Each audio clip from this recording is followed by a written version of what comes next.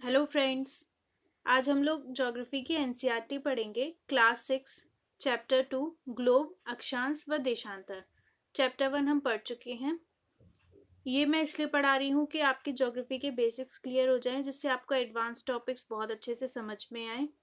ये आपको इजी लगेगा। शायद आप पहले पढ़ चुके होंगे स्कूल्स में, लेकिन एक बार आपका रिवीजन हो जाएगा और आपको रिकॉल हो जाएगा, और जिसको नहीं आता है उसको समझ में आ जाएगा।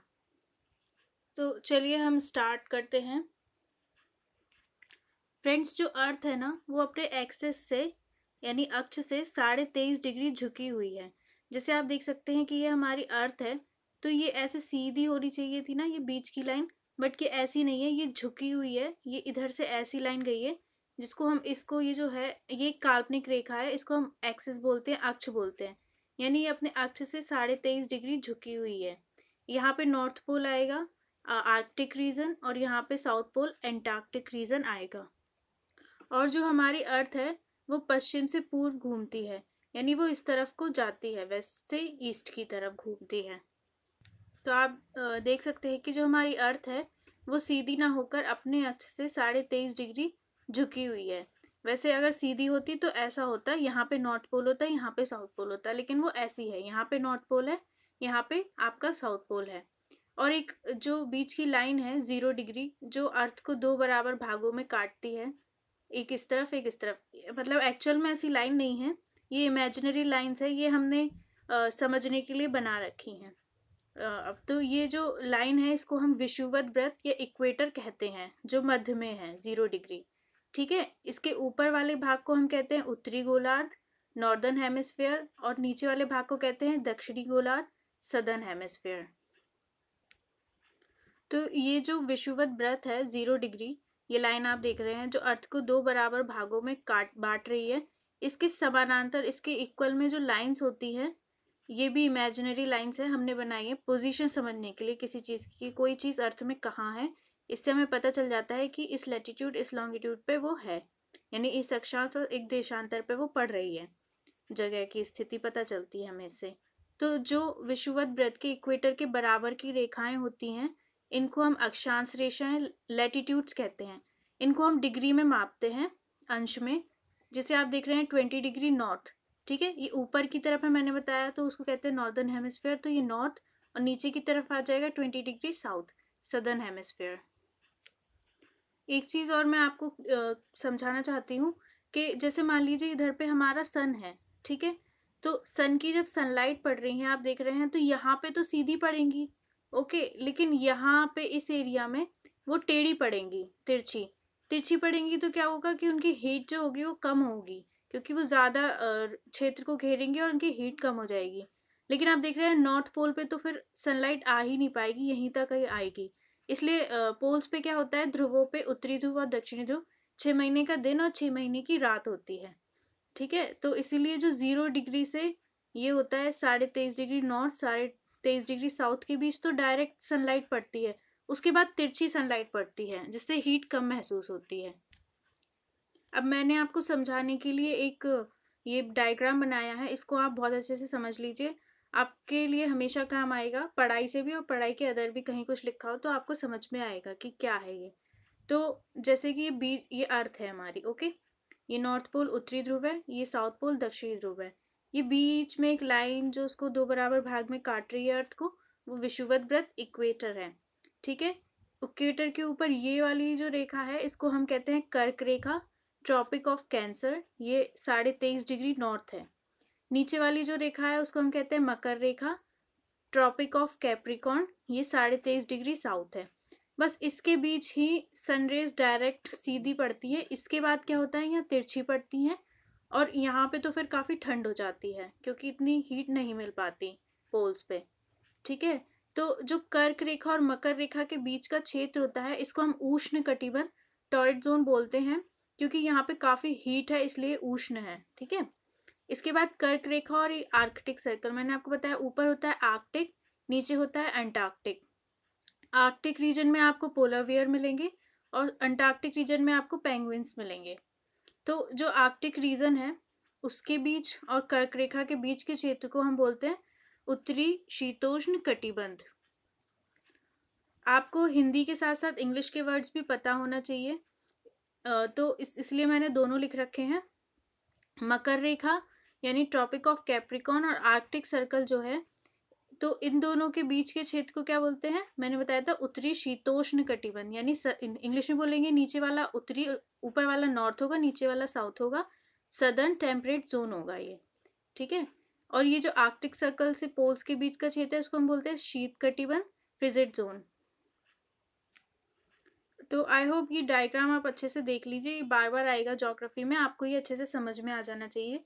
तो क्या होता है, मैंने आपको बताया कर्क रेखा और मकर रेखा के बीच सभी अक्षांशों पर सूर्य वर्ष में एक बार दोपहर में सिर के ठीक ऊपर होता है, ठीक है। इसलिए इस क्षेत्र में सबसे ज्यादा ऊष्मा यानी गर्मी हमें मिलती है, इसलिए इसे उष्णकटिबंध टॉरिड जोन कहते हैं। इसके बाद क्या होता है, सूर्य सीधा नहीं पड़ता सिर के ऊपर कभी भी, तिरछी हमें सनलाइट प्राप्त होती है, इसलिए यहाँ पे थोड़ा सा टेम्परेचर कम होता है, इसलिए हम शीतोष्ण कटिबंध यानी टेम्परेट जोन कहते हैं। इसके ऊपर शीत कटिबंध होता है, यहाँ पर काफी कम टेम्परेचर रहता है, सनलाइट इतनी नहीं मिल पाती, इसलिए यहाँ पर बर्फ जमी रहती है और काफी ठंड होती है। इसके बाद आप देखेंगे कर्क रेखा तथा मकर रेखा के बाद किसी भी अक्षांश पर दोपहर का सूर्य कभी भी सिर के ऊपर नहीं होता, ये मैंने 2 बार लिख दिया, 1 मिनट। ये फिर मैंने आपको समझाने के लिए एक डायग्राम बना दिया कि जब सीधी सनलाइट पड़ रही है, देखिए यहाँ पे ये टॉर्च है और यहाँ पे कागज है, तो सीधी सनलाइट मिल रही है, तो हमें इतने क्षेत्र में मिल रही है लाइट सीधी। लेकिन जब हमने इसको टेढ़ा कर दिया तो क्षेत्र ज्यादा हो गया और जो लाइट की जो हीट होगी वो कम हो जाएगी। ये ऐसी मैंने डायग्राम बना दिया, उसमें बना हुआ था। तो अब हम पढ़ते हैं सेकेंड चीज। ये आपको संतरा जैसा तो नहीं लग रहा है या बॉल जैसा? मजाक कर रही हूँ। उत्तरी ध्रुव को दक्षिणी ध्रुव यानी नॉर्थ पोल को साउथ पोल से जोड़ने वाली काल्पनिक रेखाएं जो होती है उनको हम देशांतर लॉन्गिट्यूड्स कहते हैं। जो ऐसी वाली थी उनको हमने अक्षांश कहा था, और ये है देशांतर, ये दोनों मिलकर ग्रिड बनाती हैं। इन्हीं से हम किसी की स्थिति जान सकते हैं कि कोई भी वस्तु अर्थ पे किस लैटिट्यूड और किस लॉन्गिट्यूड पे है, तो इसको हम देशांतर रेखाएं कहते हैं, ठीक है। तो हमने समय निर्धारण करने के लिए ब्रिटेन के ग्रीनविच से गुजरने वाली रेखा को प्रमुख यामी होता है प्राइम मेरिडियन मान लिया। इसका मान 0 डिग्री है, ठीक है। यहाँ से निकली है ये ग्रीनविच से प्राइम मेरिडियन, इसको हमने 0 डिग्री देशांतर कहा। तो इसके बाद आप यहाँ से, यहाँ होता है वेस्ट, यहाँ होता है ईस्ट, तो 30 डिग्री ईस्ट, 30 डिग्री वेस्ट, ठीक है। इस तरफ वेस्ट है, इधर ईस्ट है, eastern hemisphere, western hemisphere, okay. और जो 180 डिग्री होती है ना, ये पीछे वाली, ये ईस्ट और वेस्ट एक ही लाइन होती है दोनों की, 180 डिग्री। इसमें लिखा है 180 डिग्री पूर्व और 180 डिग्री पश्चिम यानी उत्तर एक ही रेखा है, ठीक है। चूंकि पृथ्वी पश्चिम से पूर्व की ओर चक्कर लगाती है, अतः वे स्थान जो ग्रीनविच से पूर्व में है उनका समय आगे होगा और जो पश्चिम में है उनका समय पीछे होगा। तो आप देखिए हमारी अर्थ पश्चिम से पूर्व घूम रही है, यानी इस तरफ जा रही है, तो ये वाला जो एरिया है वो पहले आएगा, तो इसका टाइम आगे होगा और इसका टाइम बाद में होगा, ठीक है। मैं आपको भी सब अच्छे से समझा दूंगी। देखिए अर्थ जो होती है ना वो 24 घंटे में 360 डिग्री घूम जाती है, ठीक है, अपने अक्ष पे 360 डिग्री घूम जाती है एक दिन में। तो वह 1 घंटे में 15 डिग्री घूमेगी। कैसे? आप 360 में से 24 डिवाइड कर दी, सॉरी 24 को 360 से डिवाइड कर दीजिए, तो आपको 15 डिग्री मिल जाएगा कि 15 डिग्री घूमती है 1 घंटे में। तो वह 4 मिनट में 1 डिग्री घूमेगी।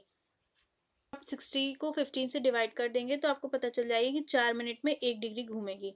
ये आपको समझ में आ गया होगा। 24 घंटे में 360 डिग्री घूमती है, तो 1 घंटे में 15 डिग्री घूमेगी, 360 डिवाइडेड बाय 24, एंड उसके बाद 4 मिनट में 1 डिग्री घूमेगी। इससे हम टाइम निकालते हैं। जैसे जो ग्रीनविच है, जब ग्रीनविच में 12 बजते हैं तो ग्रीनविच से 15 डिग्री पूर्व में क्या टाइम होगा, तो हम 15 डिग्री इंटू 4 करेंगे तो हमें 60 मिनट मिलेंगे। 60 मिनट यानी ग्रीनविच से 1 घंटा आगे का टाइम होगा 15 डिग्री पूर्व में। मतलब हम इससे टाइम निकालते हैं कि कौन कितना टाइम आगे है, कौन कितना टाइम पीछे है। देखिए हर जगह का ना अपना स्थानीय समय होता है। स्थानीय समय जब सूर्य दोपहर में सिर के ऊपर होता है उस समय 12 बजते हैं, वो स्थानीय समय होता है। लेकिन जो देश होते हैं ना वो इतने लंबे लंबे क्षेत्र में फैले हुए होते हैं कि उनके बहुत सारे स्थानीय समय हो सकते हैं। लेकिन हम किसी एक स्टैंडर्ड टाइम को मान लेते हैं, उसी को ही पूरे देश में लागू करते हैं। जैसे भारत के गुजरात का जो द्वारका है और असम के डिब्रूगढ़ के स्थानीय समय में 1 घंटा 45 मिनट का अंतर है। मतलब इनके स्थानीय समय में काफ़ी अंतर है और इनका स्टैंडर्ड टाइम एक ही है। मतलब तो क्या होता है ना कि आपको पता होगा कि हमारे नॉर्थ ईस्ट में, उत्तर पूर्व में समय को बदलने की, स्टैंडर्ड टाइम को बदलने की मांग भी चल रही है। लेकिन जो देश काफ़ी ज़्यादा क्षेत्र में फैले हुए हैं उनके कई सारे स्टैंडर्ड टाइम भी होते हैं। जैसे रूस में 11 स्टैंडर्ड टाइम है। ठीक है। भारत में 82 डिग्री 30 मिनट पूर्व यानी ईस्ट को मानक यामी उत्तर यानी स्टैंडर्ड मेरिडियन माना गया है। भारत का समय ग्रीनविच से 5 घंटे 30 मिनट आगे है। यानी हम ग्रीनविच से 5 घंटा 30 मिनट आगे हैं। ठीक है। जैसे मैंने आपके लिए एक डायग्राम बनाया रफ सा, कि आप देख सकते हैं कि ये 0 डिग्री है। ये इंग्लैंड के ग्रीनविच से निकल रही है 0 डिग्री।